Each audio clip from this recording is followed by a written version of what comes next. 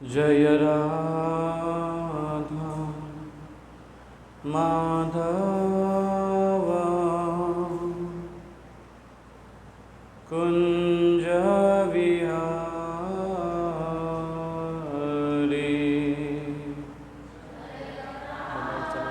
हे लाईट चालू ठेवा, हा बंद करा।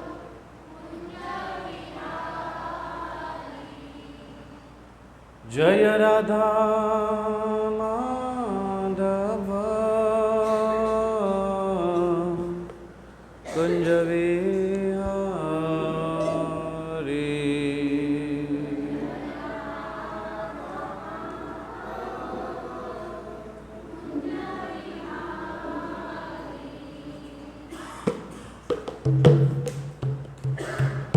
गोपी जनवल्लभ गिरिवरधारी।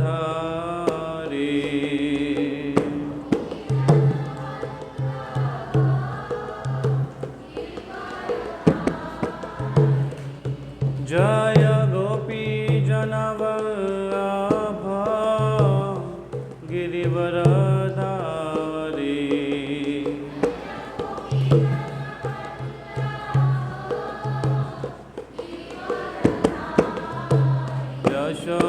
यशोदानंदन व्रज जन रंजना।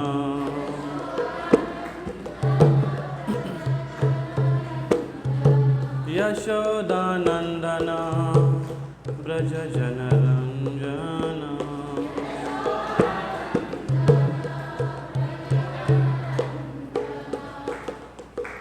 यमुना तीरावनाचारी।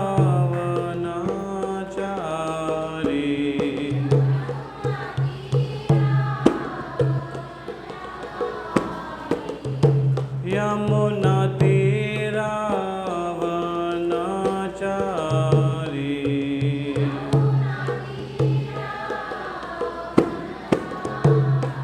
जय राधा माधव कुंज विहारी।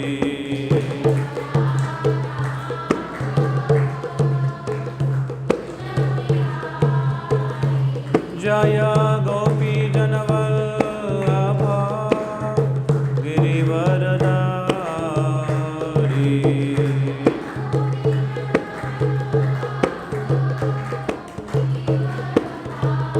जय गोपी जनवल्लभ गिरिवरधारी।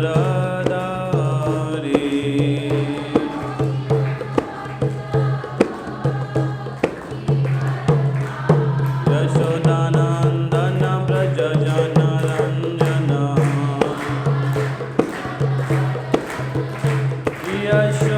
यशोदानंदन व्रज जन रंजना। यमुना तीरावनाचारी।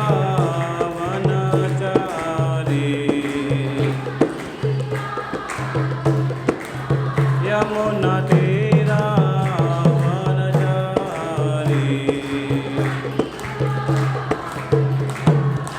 जय राधा माधव कुंज विहारी।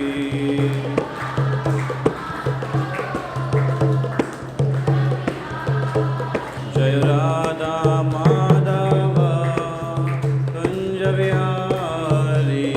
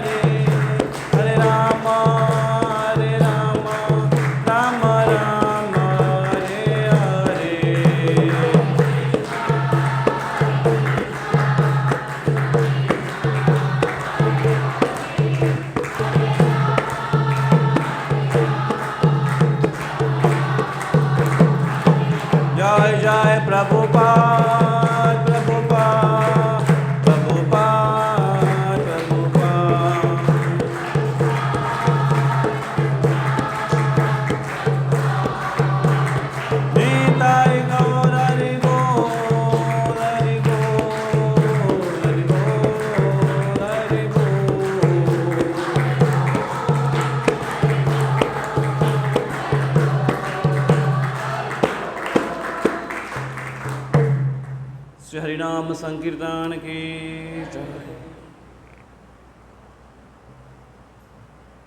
ओम नमो भगवते वासुदेवाय। ओम नमो भगवते वासुदेवाय।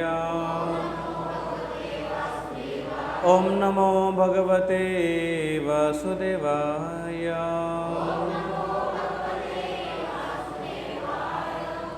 ओम अज्ञानतिमिरान्धस्य ज्ञानाञ्जनशलाकया चक्षुरुन्मीलितं येन तस्मै श्रीगुरवे नमः। नमो विष्णुपादाय कृष्णप्रेष्ठाय भूतले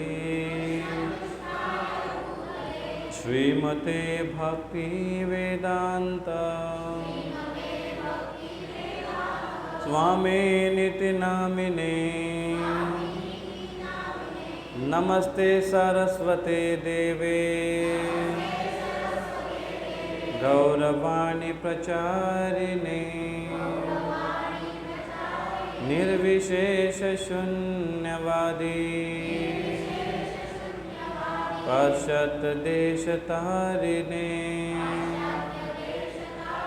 जय श्री कृष्ण चैतन्य प्रभु नित्यानंद श्री अद्वैत गदाधर श्रीवासदि गौर भक्तवृंद। हरे कृष्ण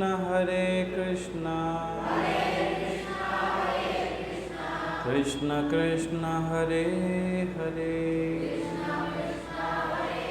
हरे राम राम राम हरे हरे।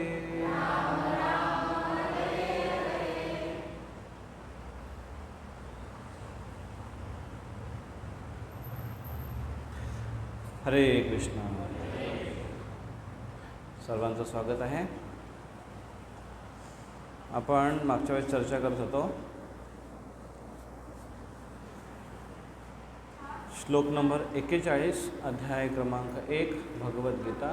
अध्यायाचं शीर्षक आहे कुरुक्षेत्राच्या युद्धभूमीवर सैन्य निरीक्षण। श्लोक नंबर 41 सर्वांनी श्लोक म्हणा। संकरो नरकायैव कुलघ्नानां कुलस्य च पतन्ति पितरो ह्येषां लुप्तपिण्डोदकः क्रियाः।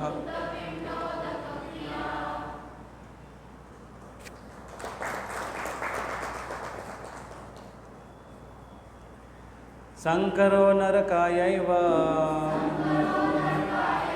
कुलघ्नानां कुलस्य च पतन्ति पितरो ह्येषां लुप्तपिण्डोदकः क्रियाः।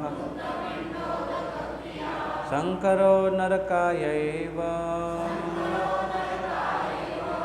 कुलघ्नानां कुलस्य च पतन्ति पितरो ह्येषां लुप्तपिण्डोदकः क्रियाः। तर या श्लोकामध्ये संकरो नरकायैव कुलघ्नानां कुलस्य च पतन्ति पितरो हि येषां लुप्तपिंड उदक क्रियाः। तर भगवान कृष्णांना अर्जुन इथे एक क्रम सांगतायत की कशा पद्धतीने वर्णसंकर होईल। याच्या अगोदरच्या श्लोकात म्हटलेलं आहे वर्णसंकर होईल, वर्णसंकर झाल्याने पिंड उदक क्रिया लुप्त होईल। वर्णसंकर का होईल? अवांछित संतती का निर्माण होईल? कारण कुल परंपरा नाश होईल, नष्ट होईल। कुल परंपरा का नष्ट होईल? कारण जे मुख्य व्यक्ती है परिवारातले ते मारले जातील, त्यांचा अंकुश राहणार नाही, त्यांचा नियंत्रण राहणार नाही. त्याच्यामुळे उर्वरित कुटुंब वाईट कार्यामध्ये व्यस्त होतील, त्यांना कंट्रोल राहणार नाही आणि असा अनकंट्रोल्ड परिवार चुकीच्या मार्गाने गेल्यामुळे अवांछित संतती निर्माण होईल. अवांछित संतती निर्माण झाली तर अशी संतती जी समाजामध्ये कंटक रूपाने कार्य करतील, समाज घडवण्याचं कार्य करणार नाही, ते समाजामध्ये समस्या निर्माण करतील. म्हणून असा समाज जी वैदिक पद्धतीनुसार जे नियम दिले गेले आहेत त्या नियमाचं पालन करणार नाही, त्या नियमाचं उल्लंघन करतील ते, कारण त्यांचा विश्वास नसणार आहे वैदिक कुठल्याही पद्धतीवर. आणि आज समाजामध्ये ह्या गोष्टी आपल्याला भेडसावत आहेत.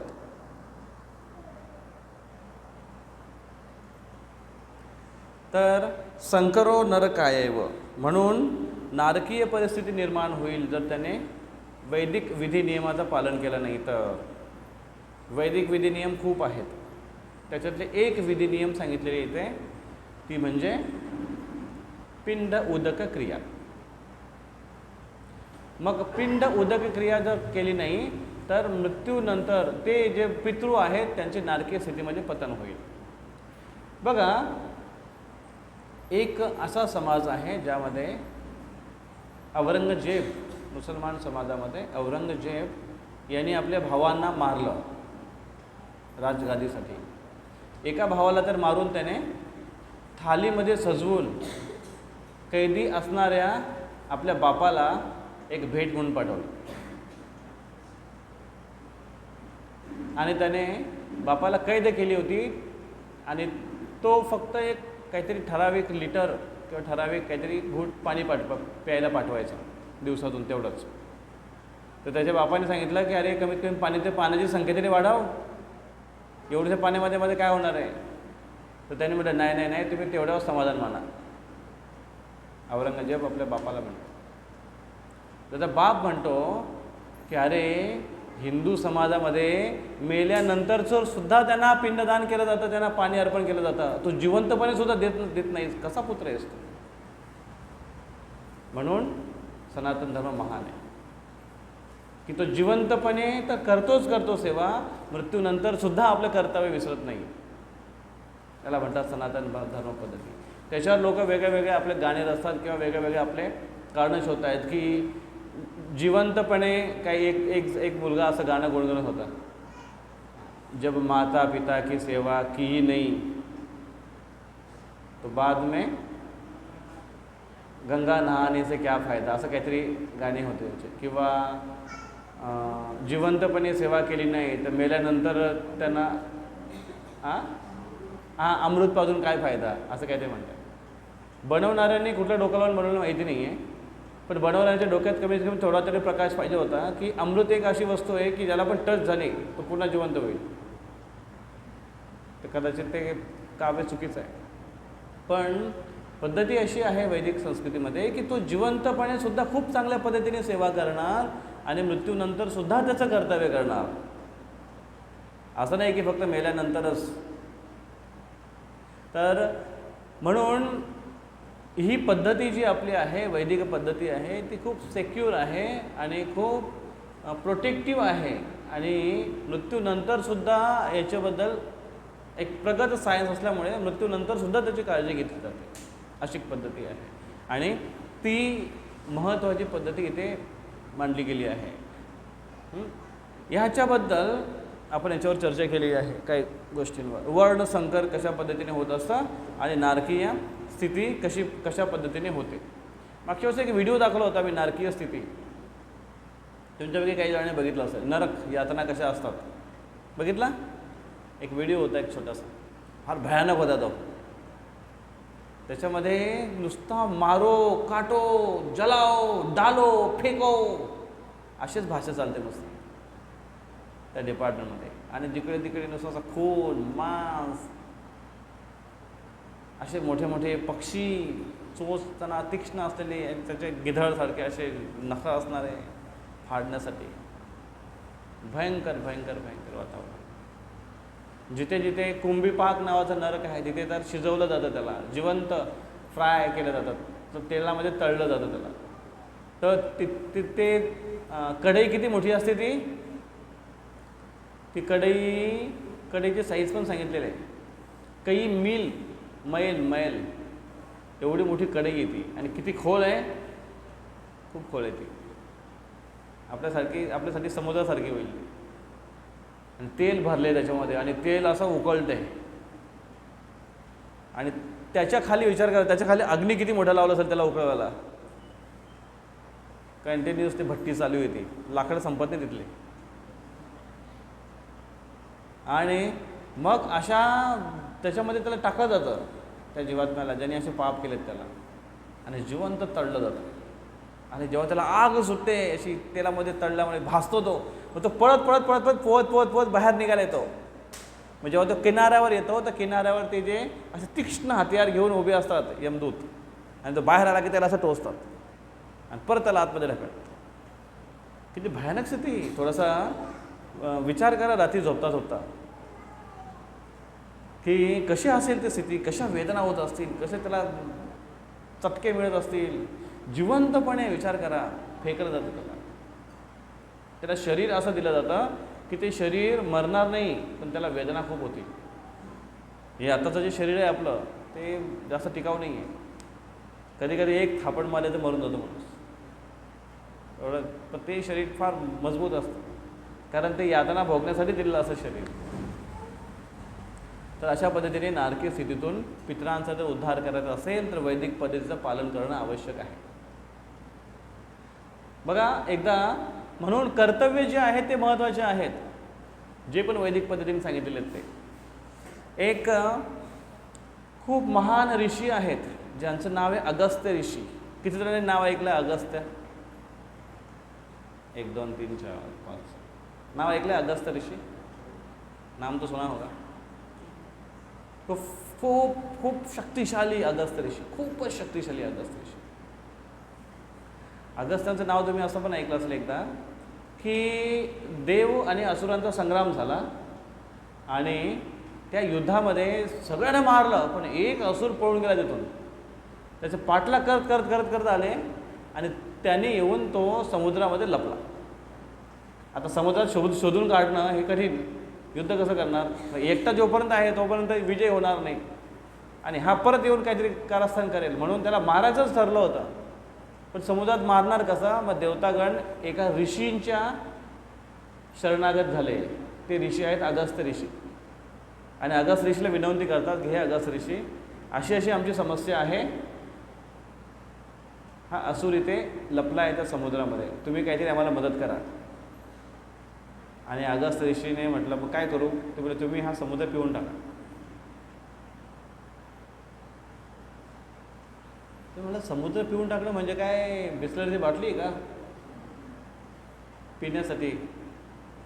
पहिली गोष्ट, समुद्राचं पाणी जिभेवर घेऊ शकत नाही आपण, एवढं खारट येते. अगस्त्य ऋषीने देवतांच्या आज्ञेनुसार त्यांच्या विनंतीवरून तो समुद्र पूर्ण आपल्या ओंजळीमध्ये घेतला आणि पूर्ण समुद्र पिऊन टाकला. आणि त्यांची ढेरी 1 इंचसुद्धा बाहेर आली नाही. ते असे देहरादूनसारखे ब्राह्मण नव्हते. पूर्वीचे काळचे ब्राह्मण तपस्वी पण असायचे, फिट होतं त्यांची बॉडी. कुठे गेलं एवढं पाणी?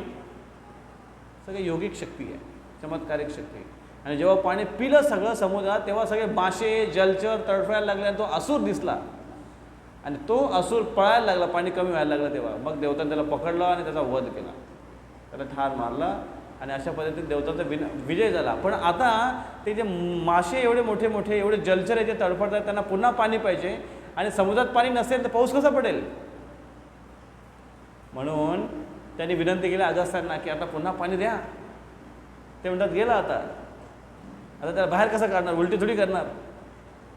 मग त्याने म्हटलं की तुम्ही जाणताय कसं करायचं ते, प्लीज तुम्ही त्याला बाहेर काढा. आणि म्हणून त्याने मूत्रावाटे ते बाहेर काढलं पूर्ण पाणी अगस्त्याने.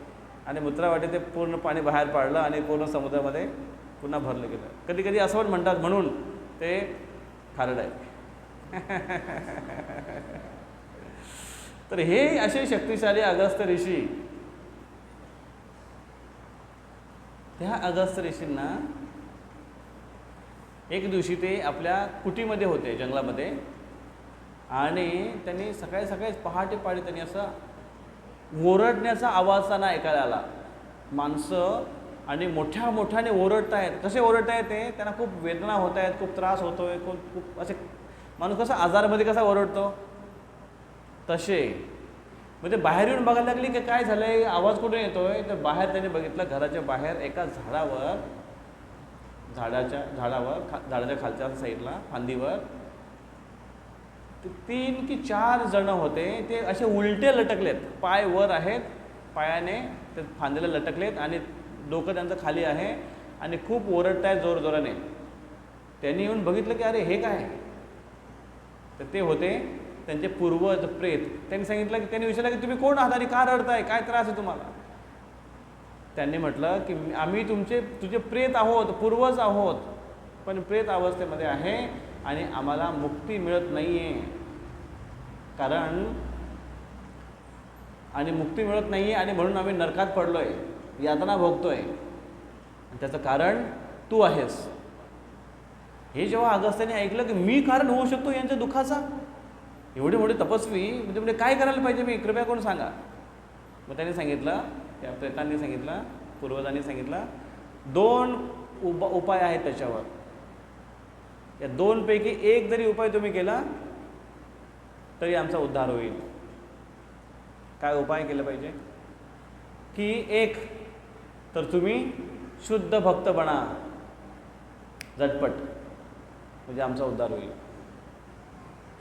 अगस्त्य ऋषी म्हटलं शुद्ध भक्त बनणं एवढं सोपं थोडं आहे की, तो कोणता क्रॅश कोर्स थोडा आहे 4 महिन्याचा शुद्ध भक्ताचा कोर्स. सर्टिफिकेट भेटला की लगेच कोणी आला विचारला काय शुद्ध भक्त आहेस का, बघ हा बघा कोर्स आमच्याकडे सर्टिफिकेट आहे. असं काही नसतं. शुद्ध भक्ताचं असं काही कोर्स नाही, सर्टिफिकेट नाही. शुद्ध भक्ती ही त्याच्या हृदयातून निर्माण व्हायला पाहिजे. त्यासाठी खूप प्रयत्नांची आवश्यकता आहे, भगवंताच्या विशेष कृपेची आवश्यकता आहे, साधू संतांच्या आशीर्वादाची आवश्यकता आहे. त्याला कितीतरी जन्म लागतात. बहुनाम जन्म नामंते ज्ञानवान माम प्रपद्यते. वासुदेव सर्वम इति, वासुदेवीय सर्व काही आहे ते समजायला खूप वर्ष लागतात, त्याला खूप जन्म लागतात. स महात्मा असो दुर्लभ. मग त्यांनी म्हटलं दुसरा उपाय सांगा, शुद्ध भक्त बनणं एवढं सोपं नाही आहे. त्यांनी सांगितलं दुसरा उपाय असा आहे की आम्हाला काय म्हणतात त्याला, नातू पंतू वंशाचा दिवा तू दे, म्हणजे पुत्र उत्पन्न कर. अगस्त्य ऋषी हे वैरागी होते आणि तपस्या करत होते, तपस्वी होते, जंगलामध्ये तपस्या करायचे. त्याच्यामुळे त्यांनी लग्न वगैरे काही केलं नव्हतं, कधी करायचा विचार त्यांनी केला पण नव्हता. मग यांनी सांगितलं या दोघांपैकी एक तुला जे लवकर जमेल ते तू कर आणि आमचा उद्धार कर. आणि मग तेव्हा त्यांनी ठरवलं शुद्ध भक्त बना. एवढे मोठे तपस्वी ऋषी जे एवढा मोठा पराक्रम करू शकतात, ते म्हणतात की मी अजून शुद्ध भक्त नाही आहे आणि एवढं लवकर शक्य नाही आहे. दुसरा ऑप्शन मी लवकर करू शकतो, आणि तो म्हणजे काय, पुत्र उत्पत्ती करू शकतो. म्हणून लग्नासाठी आता मुलगी शोधायला गेले. अगस्त्य ऋषी एवढे तपस्वी शक्तिशाली ऋषी, यांच्या मॅचिंगची पण मुलगी पाहिजे ना. आणि ती जर अशीच असेल इंस्टाग्रामवर रील बनवणारी, कसं काय मॅच होईल. बघती तर अगस्त्य ऋषीला सांगा थांबा आपण दोघांचं एक रील बनवू.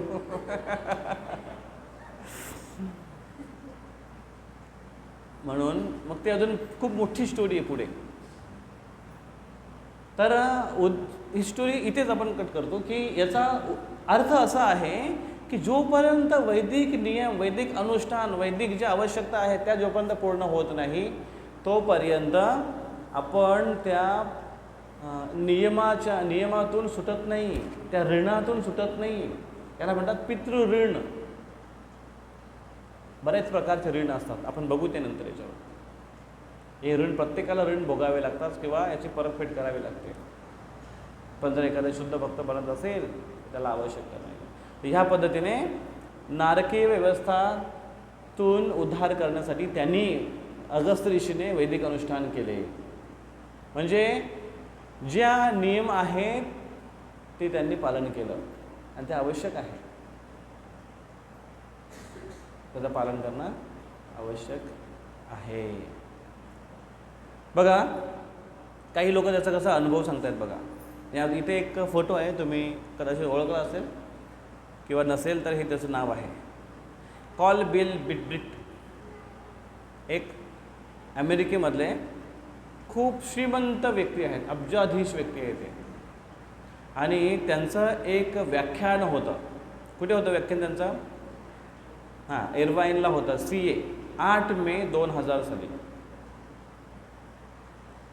त्या व्याख्यानामध्ये ते काहीतरी सांगतायत. काय सांगतायत बघा त्यांचा अनुभव. एवढा मोठा व्यक्ती आहे, श्रीमंत व्यक्ती, काय सांगतो बघ. तो त्या व्याख्यानामध्ये म्हणतो, US is a mighty country but where is our culture going to.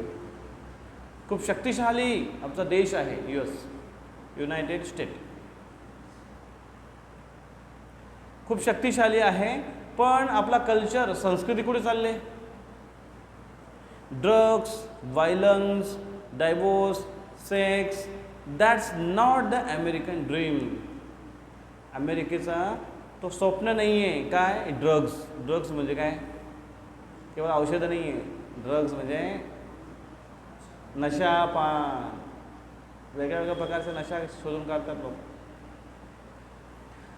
हिंसा, व्हायलन्स, हिंसा, डायवोर्स, घटस्फोट, नुसता विस्फोटच होत होता तिकडे. हार्डली ती कपल जो आहे तो हार्डली 10-12 वर्ष टिकतं त्यांची जोडी आणि डायवोर्स होतो. जास्त दिवस टिकत नाही ते. आणि म्हणून एकेकीच्या किती लग्न होत राहतात, एकेकाची किती लग्न होत राहतात. एक गेली की दुसरी, दुसरी गेली की तिसरी, तिसरी गेली की चौथी. त्याच्याने एकनिष्ठता कुठे आहे? त्याच्याने प्रेम कुठे आहे? त्याच्याने ती समजून घेण्याची जी भावना आहे ती कुठे आहे? ती नाही राहिलेली. आणि म्हणून जीवन हे, अमेरिकेचं जीवन हे कसं होत चाललंय बघा. हे स्वप्न नाही आहे. पण त्या विरुद्ध ते म्हणतात, ते भारतामध्ये त्यांनी आले आणि भारतात त्याचा अनुभव असा होता. ते म्हणतात लुक्स ॲट इंडिया. भारतामध्ये बघा, I admire their culture. They have got much better families and values than we do. आपल्यापेक्षा चांगले त्यांच्याकडे मूल्य आहेत, त्यांच्याकडे चांगलं त्यांच्याकडे परिवार आहे आपल्या परिवारापेक्षा. खूप जास्त चांगलं आहे. They have got much better parents than we do.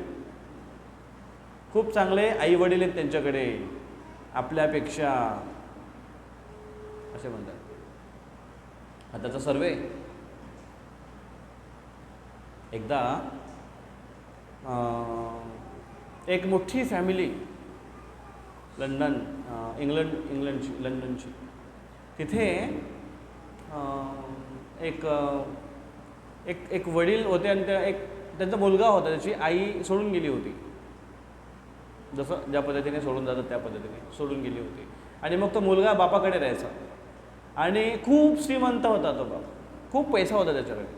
आणि तो मुलाला सगळ्या पद्धतीच्या सगळ्या गोष्टी देऊ करायचा. सगळं त्यांनी दिलं.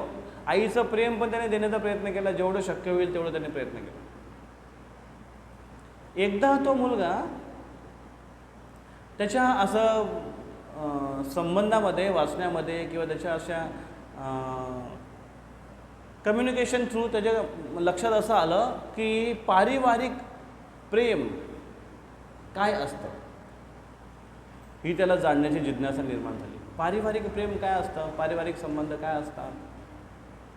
मग त्याने जाऊन वडिलांना विचारलं की पप्पा, पारिवारिक जीवन काय आहे मला सांगा. पप्पा म्हणतो, बेटा मी तुला सगळं देऊ शकलो पण हे तुला देऊ शकलो नाही, पारिवारिक जीवन. का? कारण पारिवारिक जीवनासाठी परिवार पाहिजे. परिवारामध्ये एवढे लोक पाहिजेत. आजी पाहिजे, आजोबा पाहिजे, मावशी पाहिजे, अजून काय काय, आई वडील, आई पाहिजे कमीत कमी, वडील पाहिजे, बहीण पाहिजे, भाऊ पाहिजे. हा परिवार झाला. तर अशा पद्धतीचे तो म्हणतो की मी तुला ते देऊ शकलो नाही बेटा, सॉरी. पण पारिवारिक जीवनचा तुला जर खरोखर अनुभव घ्यायचा असेल तर भारतामध्ये तुझा, तिथे तुला पारिवारिक जीवनाचा अनुभव मिळेल. कारण भारत एक असा देश आहे की जिथे जॉईंट फॅमिली अजून पण बघायला मिळतात. मग तो म्हणला अच्छा. मग शोध घेत घेत घेत घेत तो भारतामध्ये आला. त्याला भारताचं कल्चर आवडायला लागलं, चांगलं वाटायला लागलं. मग तो वाराणसी या ठिकाणी तिकडे आला आणि तिकडे एका अशा गावाकडच्या वातावरणात गेला. तिथे एका घरी गेला, एका परिवाराकडे, आणि त्यांनी सांगितलं की मला पारिवारिक जीवन काय आहे ते जाणून घ्यायचं आहे. मी तुमच्या घरी काही दिवस राहू का? आता तुमच्या घरी जर कोण आला असा, पारिवारिक जीवन मला जाणून घ्यायचं आहे, तुमच्या घरी मी राहू का काही दिवस? राहू देल का? कोण आहे बाबा, कुठून आला? फॉरेन कल्चरचा व्यक्ती आहे, काय भरोसा याचा, काय करेल? त्याने म्हटलं अरे बाबा नाही बाबा, पारिवारिक काय आहे ते आमचं कसं चालू आहे, तुला कुठे घेऊ परत अजून एक पोसायला. त्यांनी म्हटलं की मी तुमच्याकडे राहीन तर राहण्याचं दर महिन्याला मी 2 लाख रुपये तुम्हाला देईन,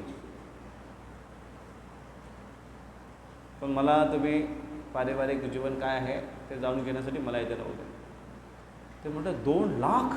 गावातले लोक आहेत, 2 लाख रुपये महिन्याला? तर ते विचारतं तू एकटाच आहेस की अजून पण आहेस? तो नाही अजून कोण? म्हटलं बाकीच्यांना पण घेऊन यायचं, त्यांना पण ठेवू आम्ही. 2 4 लाख. आणि मग तिथं राहायला लागला आणि मग त्याची खूप चांगली सेवा व्हायला लागली. मुलासारखं तो राहत होता आणि बाकीच्या घरच्यांच्या लोकांशी तो घरच्या संबंधित प्रमाण राहायला लागला. त्याला खूप आनंद यायला लागला, खूप मस्त वाटायला लागला. तो 1 महिन्याने 2 महिना राहिला आणि तेव्हा त्याने जाणलं की पारिवारिक जीवन काय असतं. विचार करा, पारिवारिक जीवन जाणण्यासाठी त्याने 2 लाख प्रतिमाह दिले आणि तरी पण जे परिवाराचं जे सुख आहे, जे घनिष्ठता आहे ती नसेल मिळाले त्याला. जसं भाऊ भाऊमध्ये असतं, बहिणी भावांमध्ये असतं, तेवढे घनिष्ठ त्याला नसेल मिळालं कदाचित, पण किंमत काय आहे बघा. आणि इथे आपल्याला सगळं फ्रीमध्ये. विचार करा, पारिवारिक जीवन, आई आहे, वडील आहे, भाऊ आहे, बहीण आहे, भांडणं होत राहतात, टपल्या मारत राहतात, फ्री वातावरण आहे, पण त्याची किंमत आपल्याला मोजावी लागत नाही, म्हणून किंमत कळत नाही. तर वास्तविक हे भगवंताची विशेष कृपा आहे की अशा कल्चर्ड देशामध्ये आपल्याला जन्म मिळालेला आहे. त्यातले त्यात अशा जे मोठ्या शहरामध्ये ज्याचं रूपांतर नाही, खूप सारं काय म्हणू, सोफिस्टिकेटेड नाही आहे, अशा ठिकाणी आहे. खूप चांगली गोष्टी आहे. त्याच्यामुळे त्यांनी काय सांगितलं की भारताची स्थिती ही खूप चांगली आहे. का तिथे खूप चांगली स्थिती आहे भारताची? कारण तिथे संस्कृती आहे. चाणक्य पंडित म्हणतात की भारतावर खूप लोकांनी येऊन राज्य करण्याचा प्रयत्न केला. भारतातल्या खूप लोकांना तोडण्याचा प्रयत्न केला, तोडू नाही शकले ते. कारण भारतामध्ये एवढी विविधता आहे, खूप विविधता. एवढी विविधता कुठे बघायला भेटणार एवढी भारतामध्ये आहे. दर 10 किलोमीटरला भाषा बदलते. आणि जळगावची ऐराणी तर ऐकायला का आहे तसं? कारण संस्कृतीने जोडलंय सगळ्यांना, कल्चरने सगळ्यांना जोडलंय, आणि ही भारताची धरोहर आहे, एक विशेष गोष्ट आहे. आणि म्हणून बाहेरचे लोकसुद्धा इथे येऊन हे जे त्यांना मिळतं, बघायला भेटतं कल्चर, ते त्यांना बाहेर कुठेच बघायला मिळत नाही.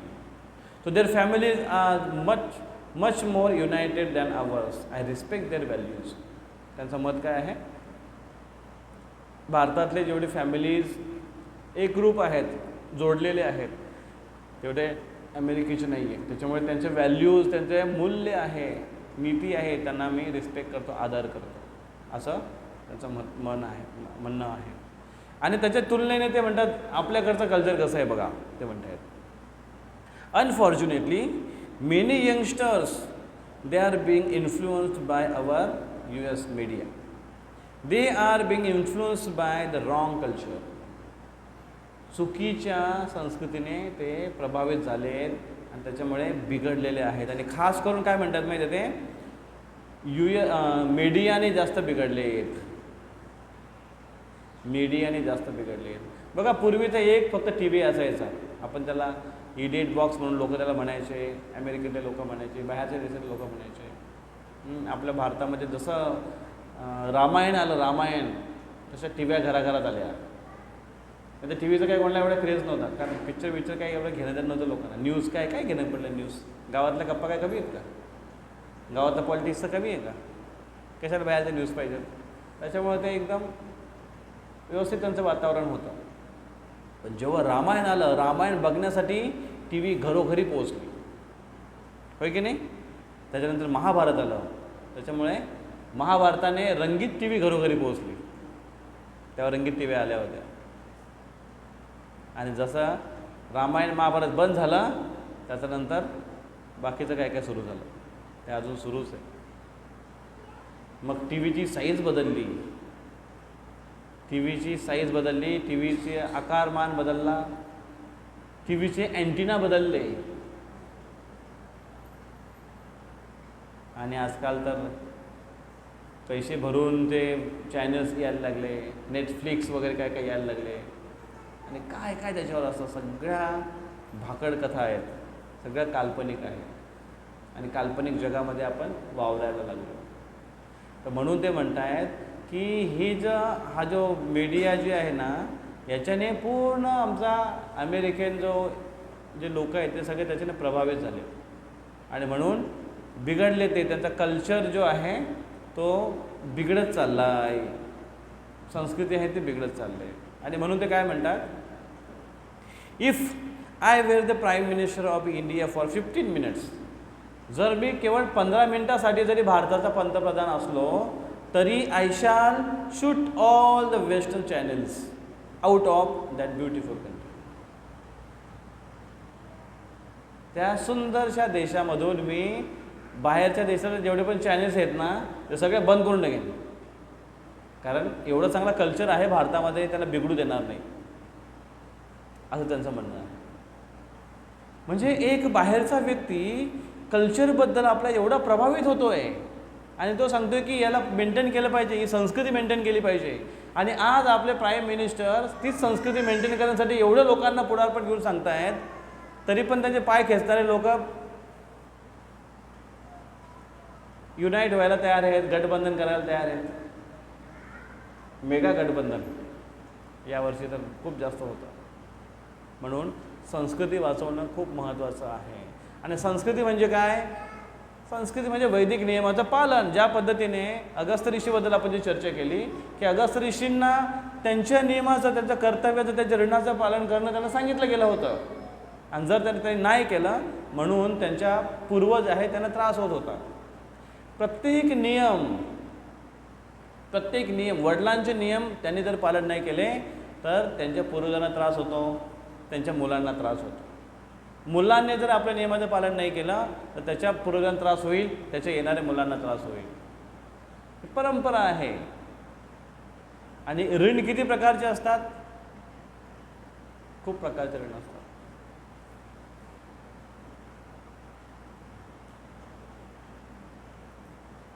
पतंती पितरो हि येषाम लुप्त पिंड उदक क्रिया.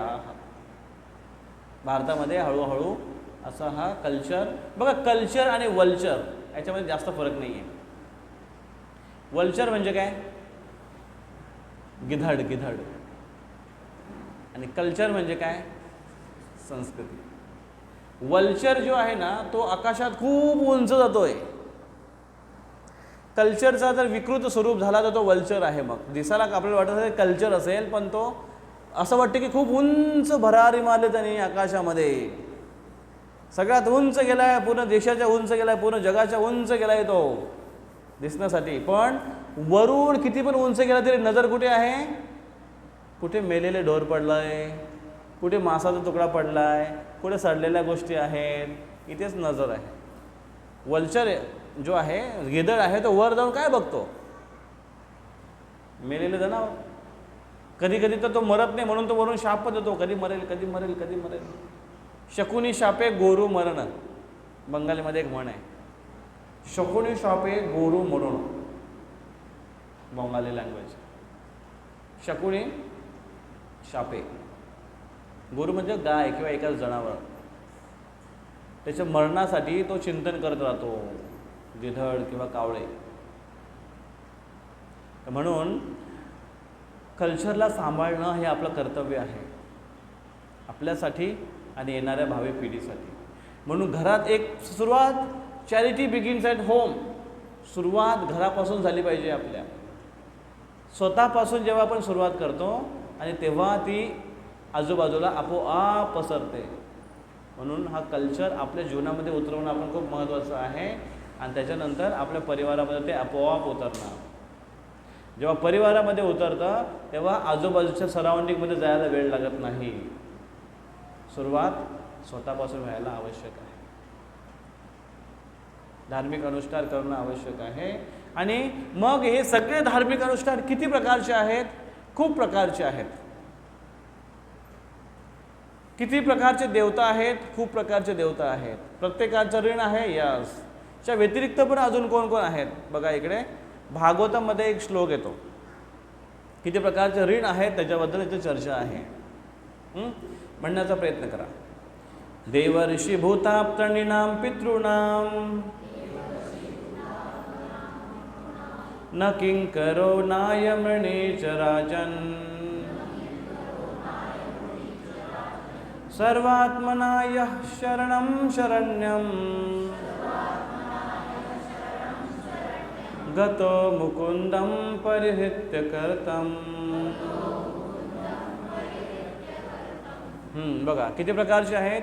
देवर्षी, देवर्षी कोण आहेत? नारद मुनी म्हणतात देवर्षी.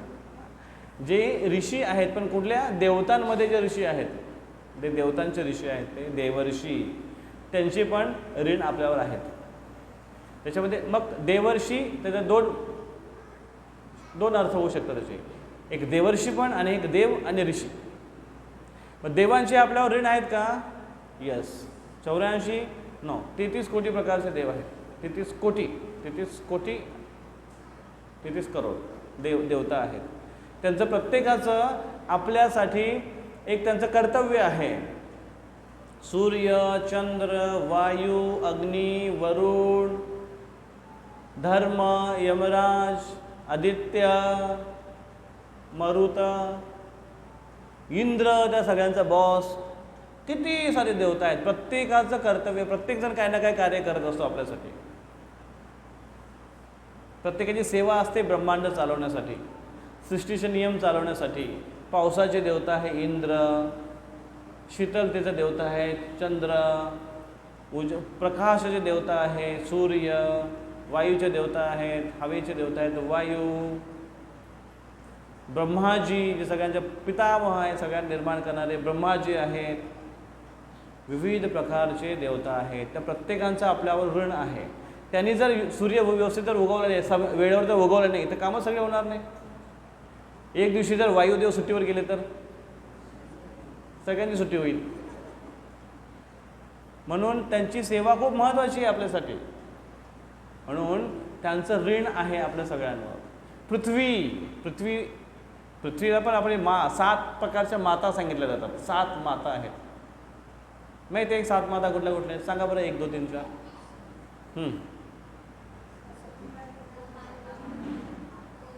गोमाता,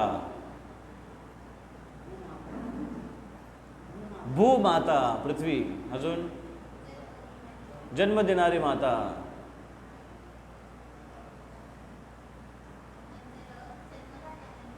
दाई माता, 4 झाल्या. अजून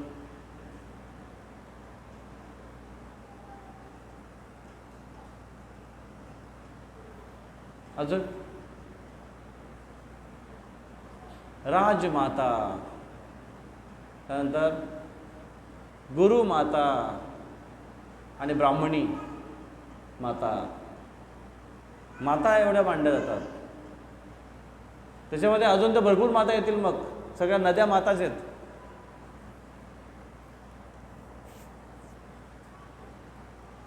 पण या विशेष करून माता मांडल्या जातात. प्रत्येकाचं ऋण आहे आपल्यावर. भूमातेचं ऋण आहे. सकाळी उठल्यापासून तिच्यावर चालतोय. विचार करा, ते जर ऑब्जेक्शन घेतलं अजिबात चालायचं नाही माझ्यावर, तर मग काय करणार? हवेत ओढणार? शक्य नाही. म्हणून प्रत्येकाचं ऋण आहे. देवांचं ऋण आहे, ऋषींचं ऋण आहे का आपल्यावर? काय ऋण आहे ऋषींचं?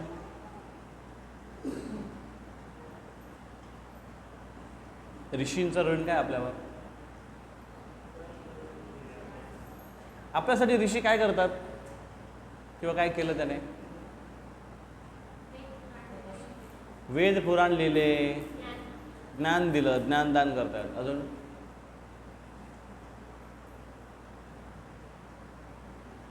बघा, जेव्हा ब्रह्मांड हे जेव्हा चालतं त्याच्यामध्ये ब्रह्माजीच्या एका दिवसामध्ये जे मन्वंतर होतं, मन्वंतर 14 मनू येतात ब्रह्माजीच्या एका दिवसामध्ये.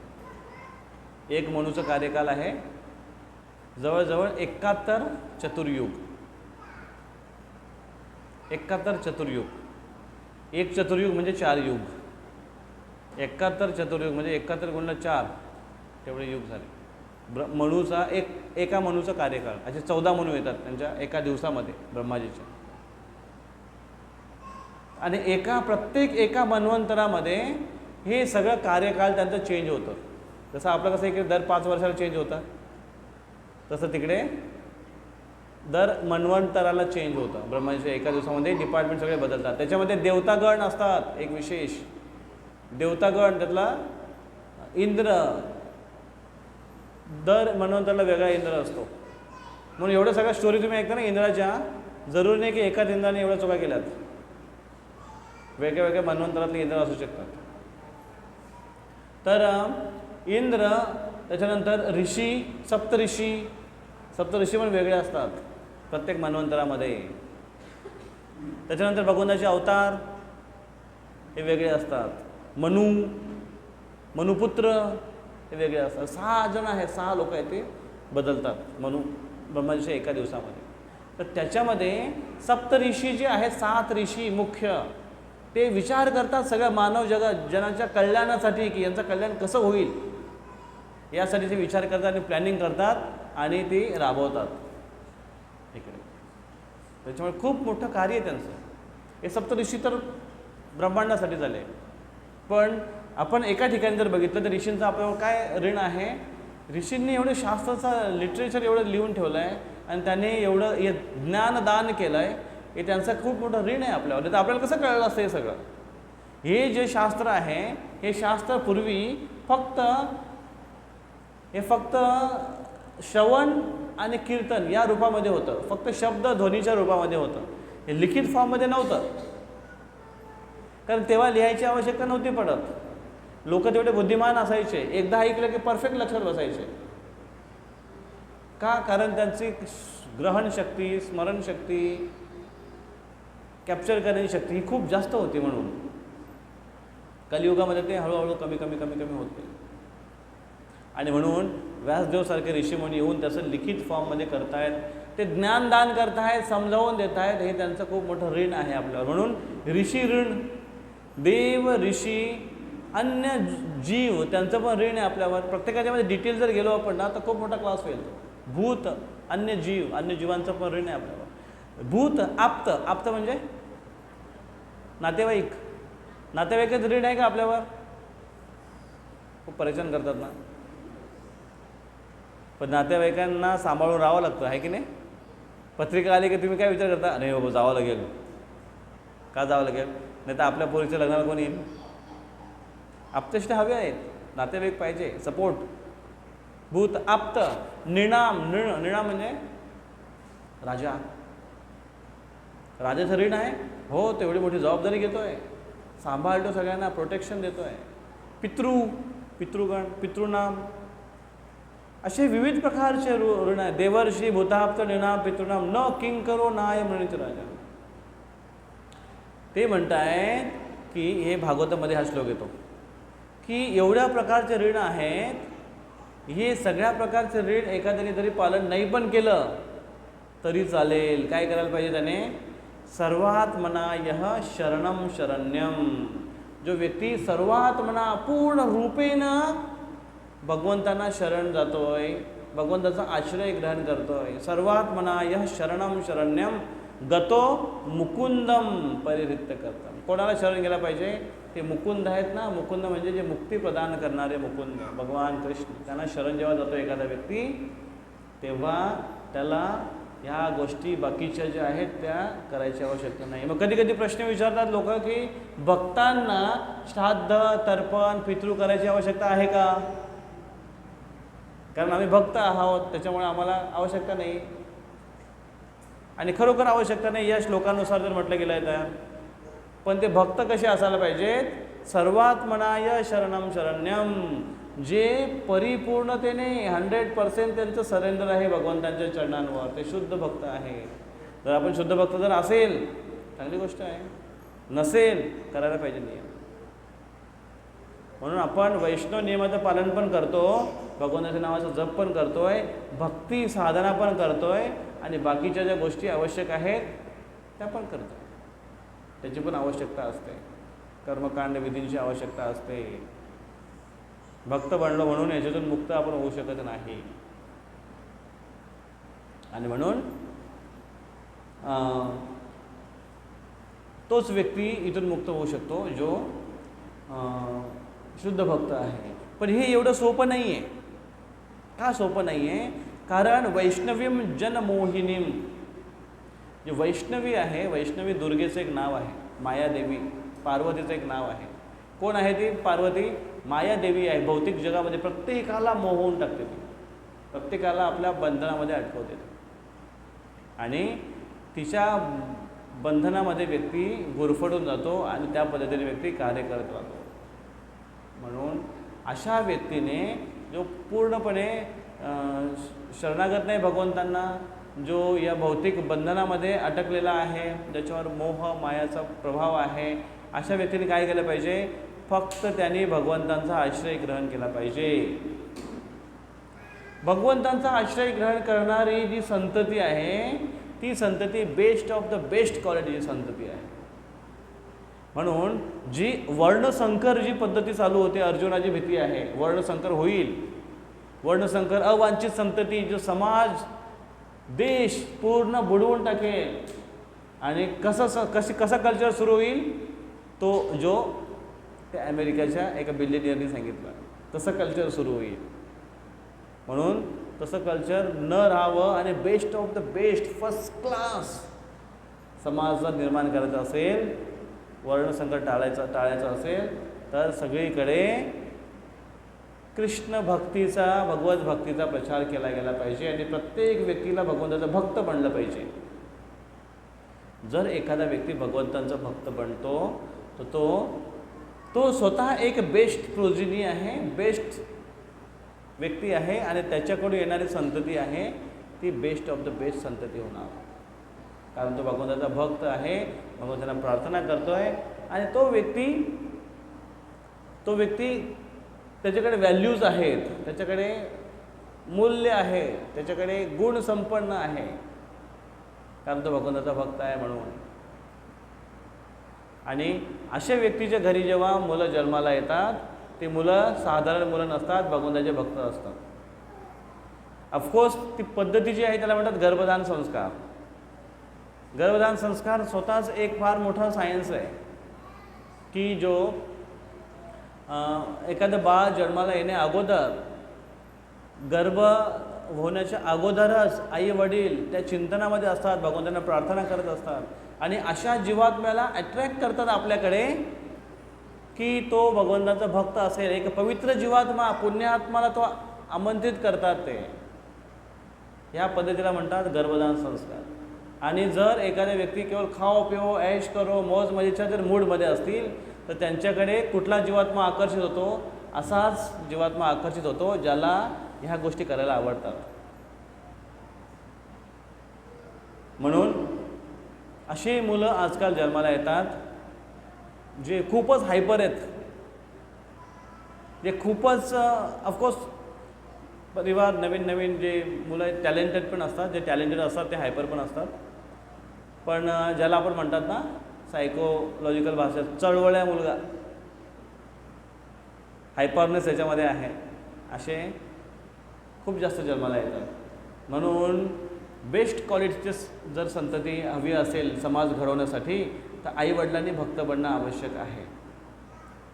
अशाच पद्धतीचं आम्ही मागच्या वेळेस सोनबर्डीचा जो कार्यक्रम केला, तुमच्यापैकी किती जण आले होते सोनबर्डीच्या कार्यक्रमाला? हात वर करा. सोमवारी कार्यक्रम केला होता. दर महिन्याच्या पहिल्या सोमवारी कार्यक्रम करायचा प्लॅनिंग चालू होता, पण ह्या पहिल्या सोमवारी एकादशी असल्यामुळे आपण करू नाही शकलो, कारण खिचडी वाटता नाही येणार. म्हणून आपण शेवटच्या सोमवारी करू, कारण पुढच्या सोमवारी दुसऱ्या सोमवारी शक्य नाही होणार, कारण मंगळवारी मँगो फेस्टिवल भुसावळला बनवतो. मग त्याच्यामुळे आपण शेवटच्या सोमवारी करू तिकडे प्रोग्राम. पण त्या प्रोग्राम करत असताना मग पवार प्रभू आपले हे घेऊन आले होते आपल्या मुलांना अन्नप्राशन संस्कारासाठी. मग तिथे आम्ही सगळे भक्तगण होते. मग प्रत्येकाने त्यांना खाऊ घातलं, त्याला ते अन्न भरवलं. त्याच्यानंतर अन्नप्राशन संस्कार झाले, थोडंसं आम्ही बोललो, त्याच्यावर कीर्तन केलं. तर ते ऐकून तिथे एक सद्गृहस्थ होते, ते फार इन्स्पायर झाले, त्यांना आवडलं ते. आणि नंतर मग भेटायला आले आणि ते म्हणतात, महाराज आमच्या घरी पण असेच संस्कार करायचे होते. तर म्हटलं काय संस्कार? तर बोले त्यांची सूनबाई तिथे होती, त्यांनी म्हटलं की याच्यावर गर्भदान संस्कार करायचे. तर मी एकदम बघायला लागलो, भाई गर्भदान संस्कार म्हणजे? लगेच ते आपले पवार माताजी होते, त्यांनी बरोबर डोकं लावून लगेच त्यांना सांगितलं की हां नाही ते गर्भदान संस्कार म्हणजे त्या समजल्याबरोबर की ती प्रेग्नंट आहे म्हणून. आणि त्यांनी सांगितलं की जर ती प्रेग्नंट असेल आता तर त्यांच्यासाठी त्याने कृष्णबुक कसं वाचलं पाहिजे, भगवंताच्या नावाचा जप केला पाहिजे. मग मला क्लिक झाला, अच्छा हे डिलिव्हरी मुलगा बाळंत व्हायच्या अगोदरची जी जे कार्य आहे, जे विधी आहे त्याच्याबद्दल हे विचारत आहेत. आणि मग त्याला सांगितलं की असं असं केलं पाहिजे आपण. तर या सगळ्या विधी आहेत आणि फार महत्त्वाच्या आहेत या एक चांगली संतती निर्माण होण्यासाठी. बरेच लोकांना असं बघितलं आहे की जेव्हा स्त्रिया जेव्हा गर्भवती होतात तेव्हा त्यांना मंदिरात घेऊन येतील ते, आणि त्याच्या अगोदर इकडे तिकडे फिरवत बसतील. मग कुठेही फिरतील, कुठेही काय करतील. त्याचा परिणाम त्या गर्भाच्या रूपामध्ये आहे. आणि गर्भ झाल्यानंतर मग त्यांना अशा ठिकाणी पाठवलं जातं. ऑफकोर्स त्याचा परिणाम होईलच, पण तेवढा होत नाही. कारण जो जीवात्मा त्या गर्भामध्ये आकर्षित झाला आहे त्याला काय करणार आता? जो आहे जसं आहे तसं त्याला आता झेलावंच लागणार आहे. त्या आईवडिलांच्या पण कर्मावर अवलंबून आहे आणि त्यांची इच्छेवर पण अवलंबून आहे. आणि म्हणून हे संस्कार अतिशय महत्त्वाचे आहेत. त्यांना हे संस्कार देणं आणि अशी बेस्ट ऑफ द बेस्ट संस्कृती निर्माण करणं. म्हणून भगवंताचं हे जे नाम आहे, भगवंताची जी भक्ती आहे, ही खरोखर प्रभाव करते का? यस. असं वातावरण घडवते का? यस. असं समाज निर्माण करते का? हो. कशांच्यावर परिणाम होतो? भागवतांच्या 3ऱ्या स्कंदामध्ये हा श्लोक येतो बघा. खूप महत्त्वाचा श्लोक आहे, खूप चांगला श्लोक आहे. हा श्लोक सर्वांनी म्हणा. किरात होनांध्र पुलिंद पुलकशा आभीर शुंभा यवना खसादयाः यान्ने च पापा यदपाश्रयाश्रयाः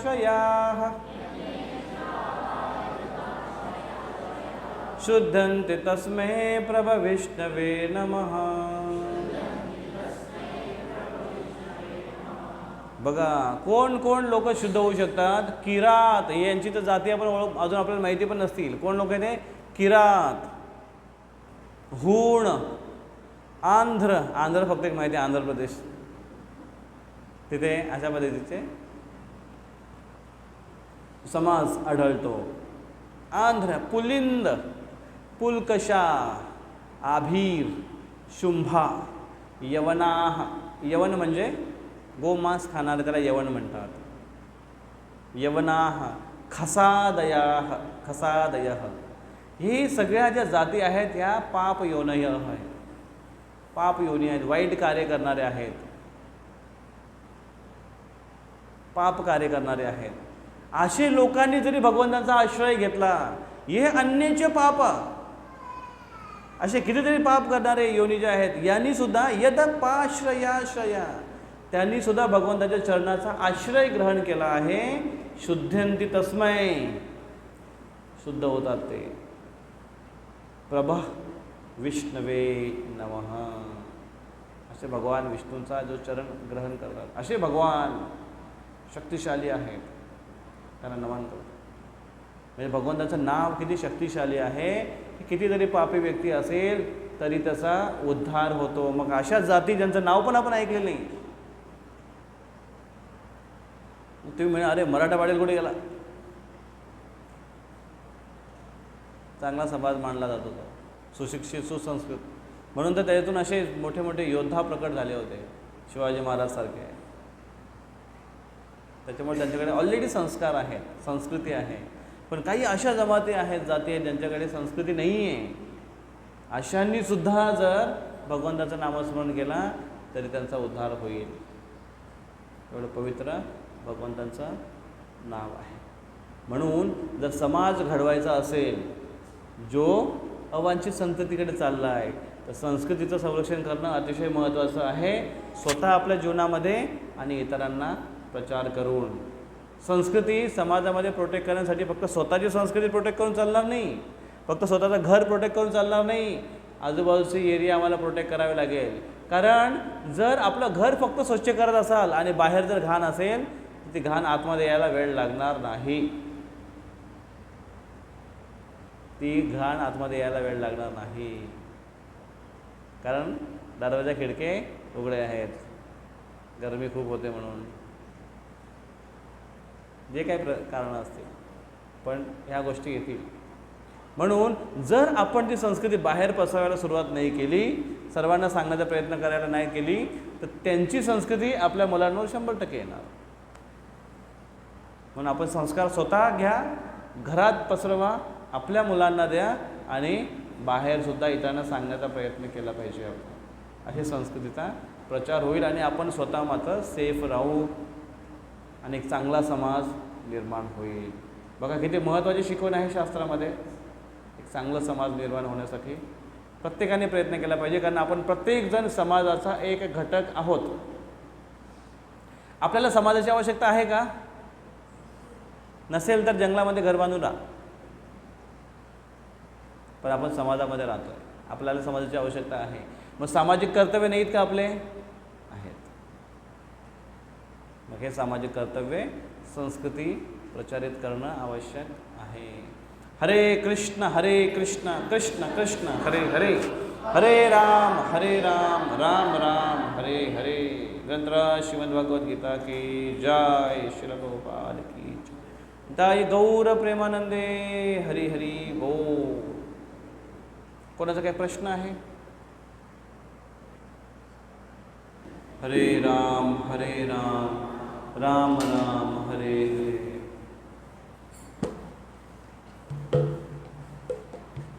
हरे कृष्णा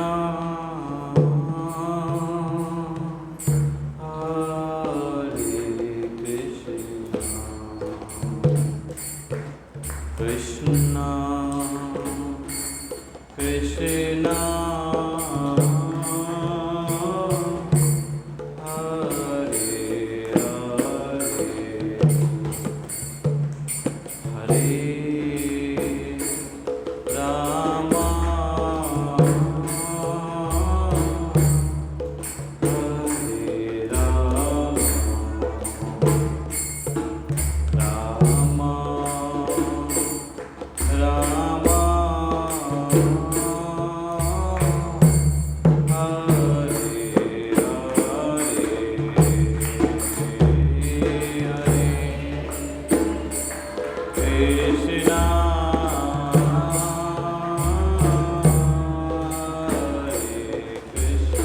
सर्वांनी म्हणा. कृष्णा कृष्णा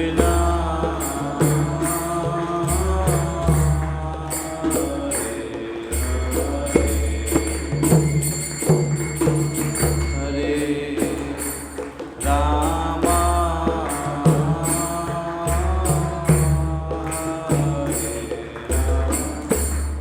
बोलो बोलो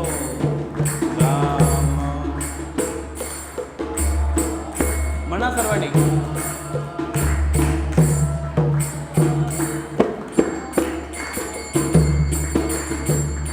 हरे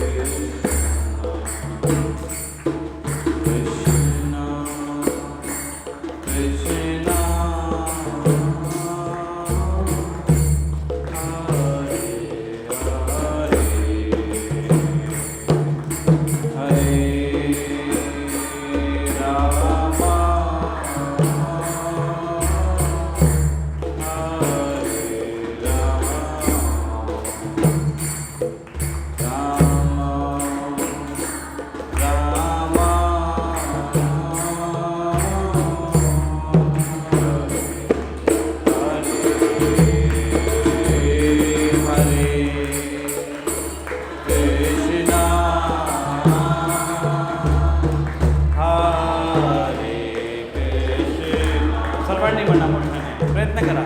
कृष्णा कृष्णा